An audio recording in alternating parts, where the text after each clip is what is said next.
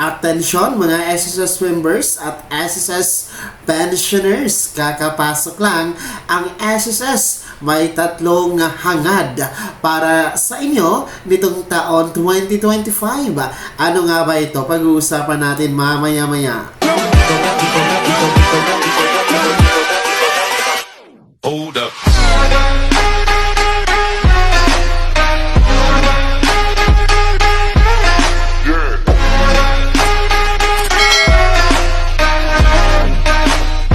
Hello mga ka-vlogs! Welcome dito sa aking YouTube channel. Magandang araw po sa lahat ng mga manonood saan po kayong dako sa mundo. Kumusta mga ka-vlogs? Kakapasok lang mga SSS members at pensioners. Tatlong bagay hangad ng SSS nitong 2025. Isa-isahin natin mamaya-maya. Pero bagong lahat, kung bago ka pa lang dito sa aking YouTube channel o di kaya hindi ka pa nakasubscribe, i-click nyo muna ang ating subscribe button na nasa baba. Huwag niyong kalimutan na pindutin ang notification bell. Ilagay niyo po sa all para naman updated kayo sa lahat ng mga videos na aking i-upload. So, eto na nga po no, mga SSS members at mga pensioners, maging ng ating mga beneficiaries. Meron kasing pinapaabot ang SSS sa inyo nitong pagpasok ng 2025 at ito nga po ay posted po sa kanilang official Facebook page ng SSS kung saan po sila ay nagpapaabot ng kanilang pagbati sa inyo mga miyembro, pensyonado at beneficiaryos ng isang mapayapa. Una po yan. Pangalawa, isang ligtas.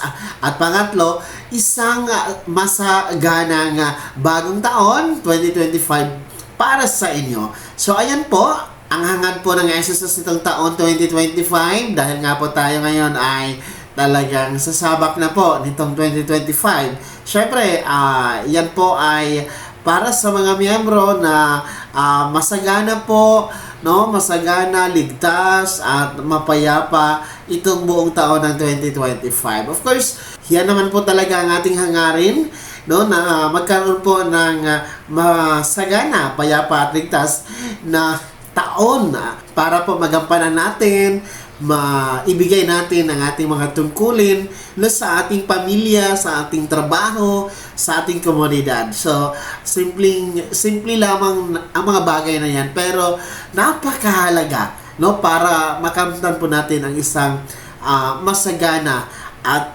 successful na taon na ito 2025. Dito po sa ating YouTube channel, kaisa din po natin ang SSS sa pagpapaabot sa inyo ng isang masayang bagong taon 2025. Hangad ko din po sa inyo mga SSS members and pensioners ang talagang umaapaw na blessings, no?